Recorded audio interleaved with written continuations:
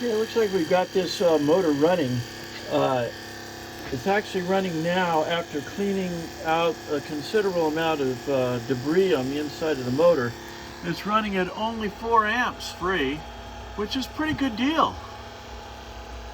And that's at 14 volts. I was able to move the park brush outboard a little bit, and I think you can see how now it tracks. See if I can get that glitter. Now it tracks outside of this corroded track that it used to track on. So the park circuit is now going to be totally functional.